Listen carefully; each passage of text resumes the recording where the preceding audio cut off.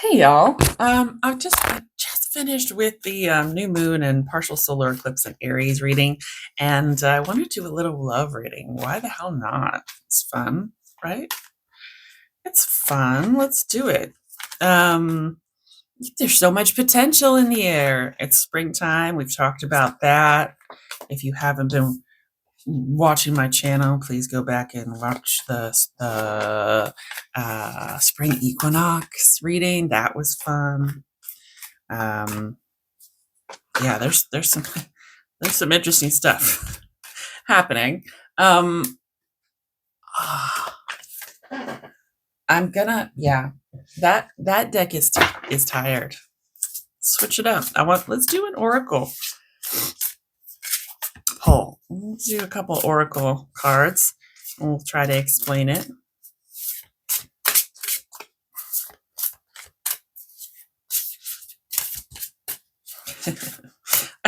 Just I'm struck by there's this feeling that I'm getting of tiredness from y'all, this exhaustion, and I think you're letting it cloud the intentions that you have towards finding a partner. Yes, I mean, you might say, "Oh, no, no, no, no, Rose, I'm not tired at all. I'm going to search till I find my one." Okay. I just, just look at it a little bit. Just think about it for a minute.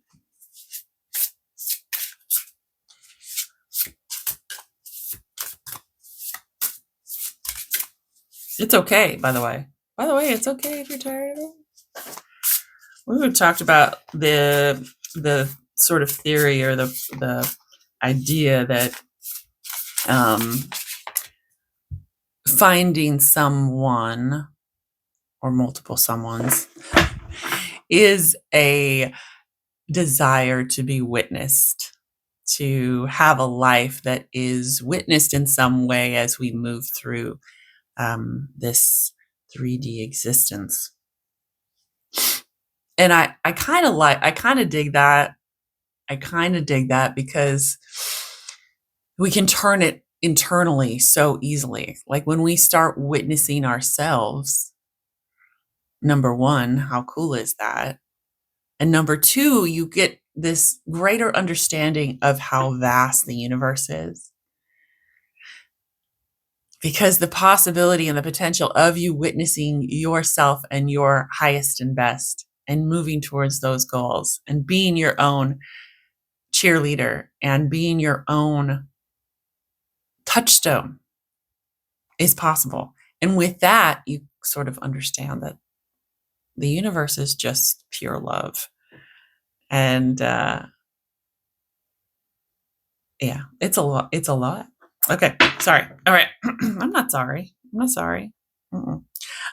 Soar is our bottom. I think actually I got to do three.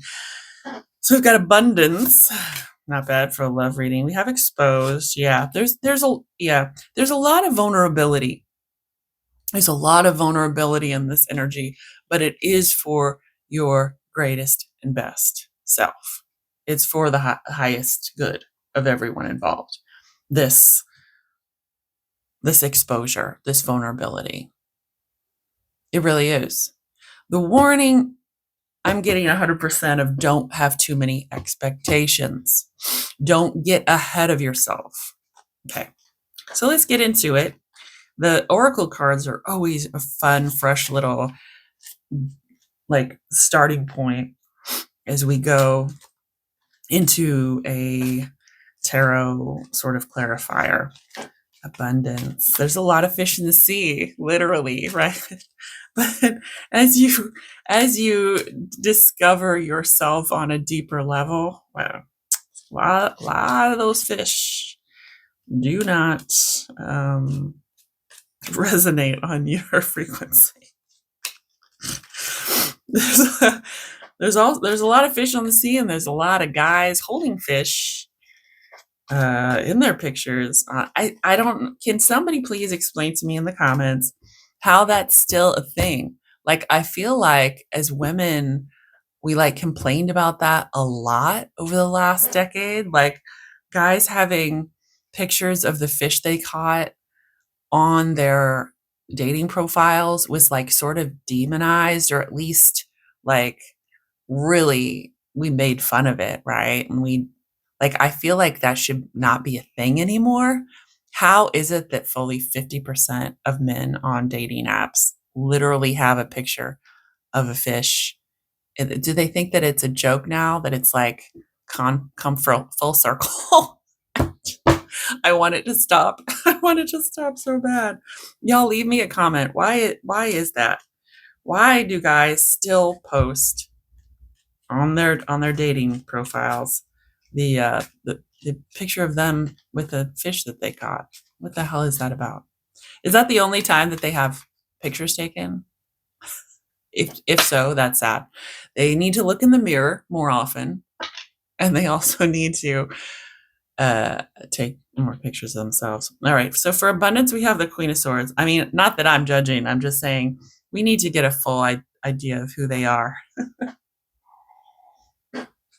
And I swear I'll swipe right past a fish photo. Okay, Queen of Swords.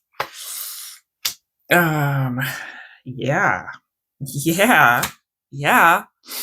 Soulmates, not just plenty of fish in the sea. Soulmates, soulmates. This there's a theory out there that some folks are talking about how like this spring particularly you're going to be bumping into a lot of karmic connections, either from past lives or new soulmates that you need to meet in this life in order to sort your shit out. Maybe so, maybe so. The Seven of Wands. Yeah. And the Page of Wands. Yeah. I mean that's the danger, right? Is that maybe there's too many that it gets a bit distracting. Maybe there's too many that you pick up on the wrong one and leave the other one behind. I wouldn't worry too much about that. I wouldn't agonize over that because the just don't. If it's strong enough, it'll come back if it was meant to be, right? Um, hmm. So it can.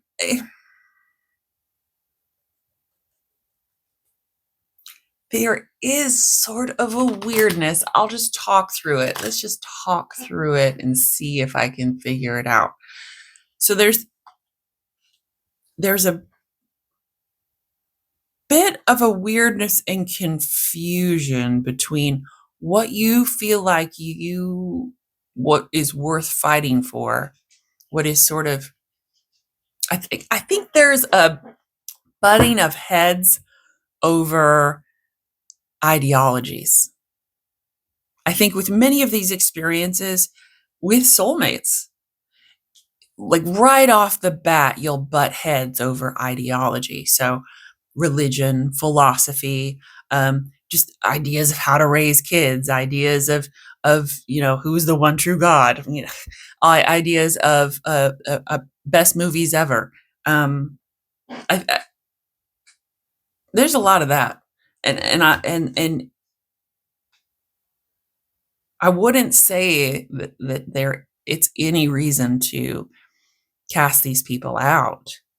We have something to learn from different ideas, from different, if they don't think there's anything to learn, and if they're really self-righteous about their things being better than your things, then you might have to think about it. But yeah, this the Seven of Wands is a very light Seven of Wands. Like, hey, let's be playful. Let's talk about it. Yes, I'm going to hold strong in my philosophies, in myself, because I know, right? But that doesn't mean that you're wrong. It just means this is how I want to live my life, right? Like again, unless it's hurting someone, then obviously your your your way to live your life sucks. But yeah, okay. it's a weird energy based on this. Listen, not all of these soulmates are going to be like, how do I say this? Not all these soulmates are going to be like a lightning strike. Okay. Some of them you might even have disagreements with up front. Some of these folks that you meet in the next 3 to 6 months might be, you might get into a fight with them from the beginning because they talk during a movie that you go to, or they're standing on a soapbox in the middle of the square talking about something. It's that kind of energy. Like, you might even butt heads as an introduction, but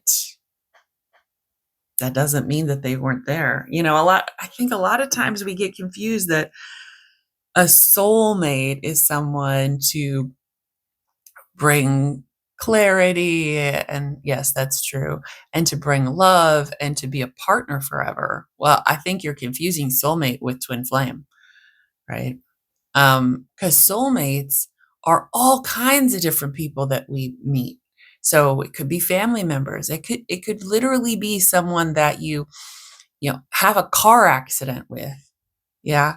But then that lawsuit turns into a portal into an entirely new world for you, and a new way of understanding or whatever. It's like, it could be the aha moment. You might break down even before the aha moment, but it was all part of this trajectory. And that person is very much in your life multiple times through multiple lifetimes. Anyway, blah, blah, blah. I feel like I've lost you. Okay. You ready for this, y'all? Let's do exposed. Exposed. Why is exposed here?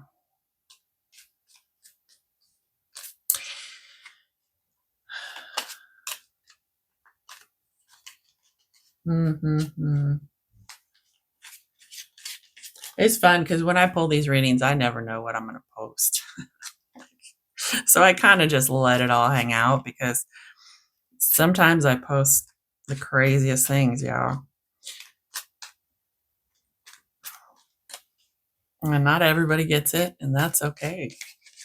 That's part of my truth, right? It's all about living your truth right now, especially having closure with those parts of you that don't serve you anymore. So this is my truth. Whoa, we have the Ace of Cups flying out, and I do love it. I do. I love tarot. Why not? You bring pictures to life with stories. Somebody asked me what tarot was to me the other day, and I was like, well, you bring stories to life with pictures. You bring pictures to life with stories, whatever it is.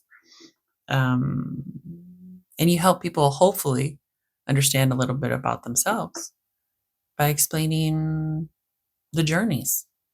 Okay. Got the 5 of Swords on the bottom. Yeah.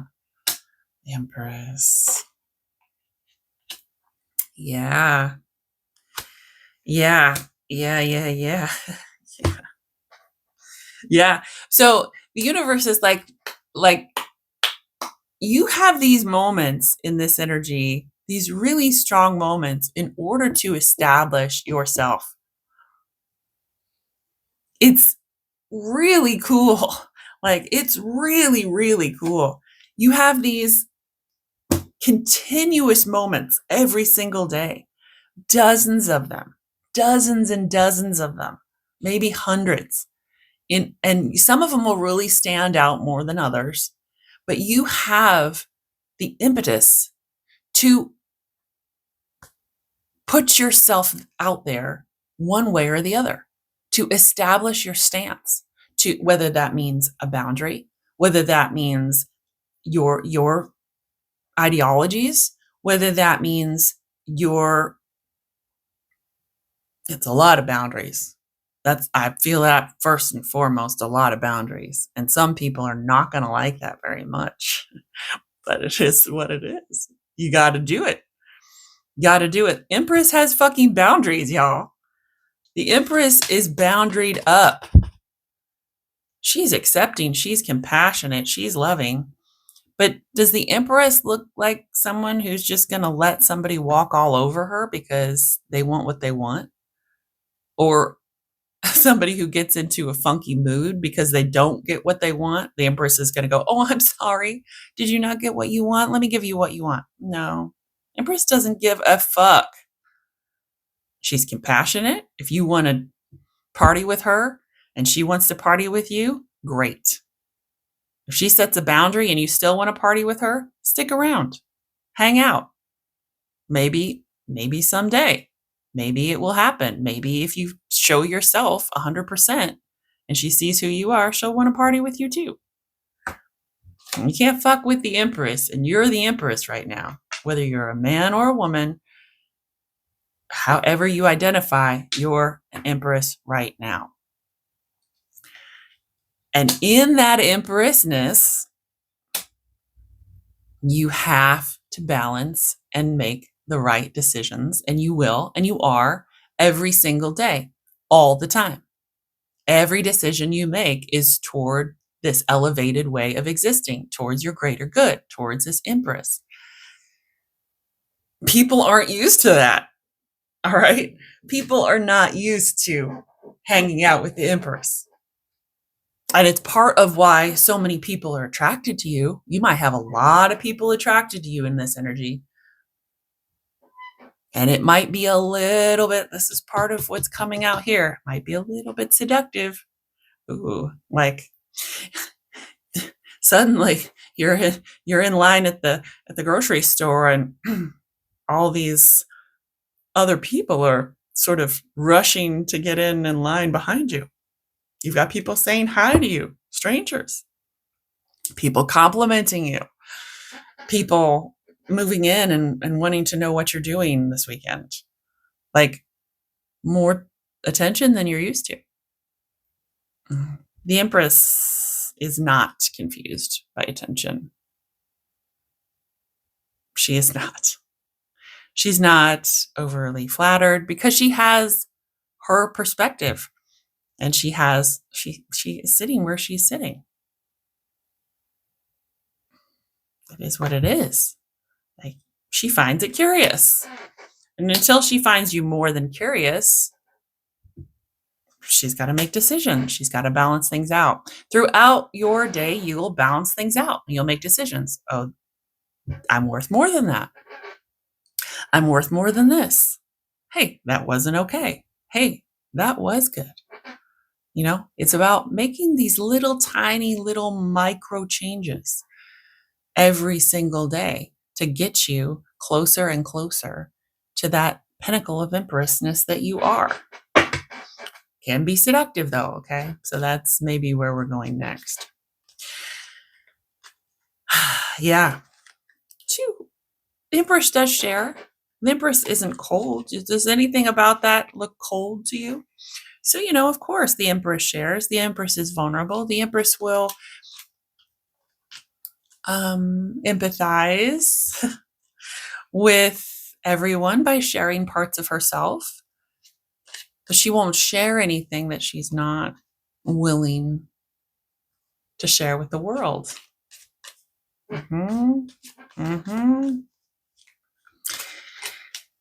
Vulnerability is a balance, right? But that's what it's all about, is finding that balance with the people that we know and love and the people that we don't know so much. Okay. Yeah. 10 of Swords on the bottom of that warning. Yeah.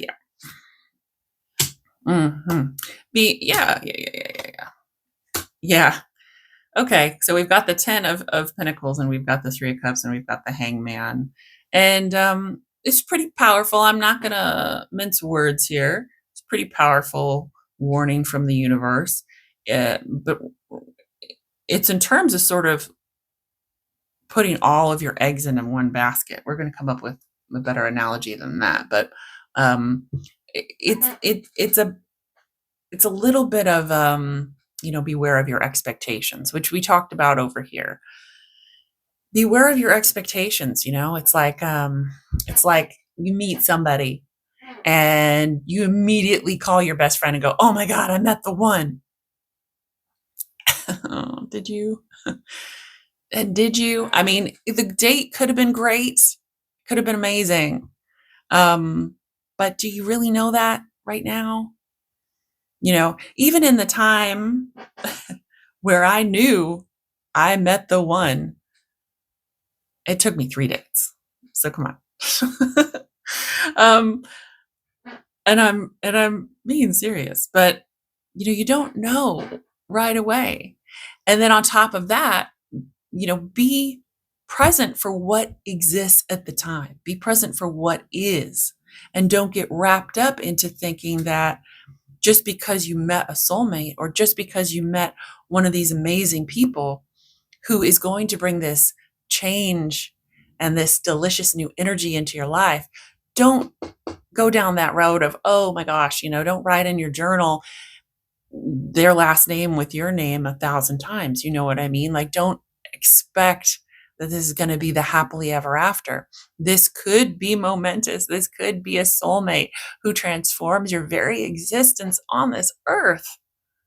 I have no doubt that powerful of an exchange and that powerful of a connection exists. It really does.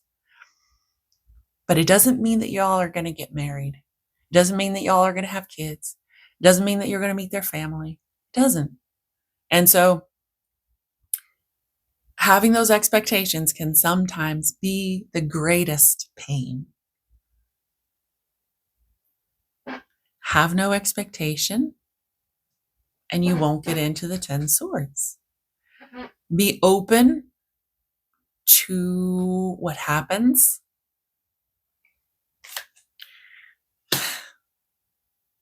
Communicate. Both of you are learning and growing and coming into greater understandings of yourself and the universe. So let that be that. We do get wound up sometimes in this expectation of, especially if we've been serial daters or serial relationship has been our situation and we haven't been alone for any length of time. Some of us get into this expectation that the next person we meet will fill that void, because if you've had multiple relationships, one right after the other, you've never had a chance to see yourself as a whole person. You just haven't. I'm sorry. It's impossible. It's literally impossible for you to have done that. So without that other person, if we don't have the time to heal and grow on our own, then we're going to be looking for someone to fill that hole, even if we think we're not.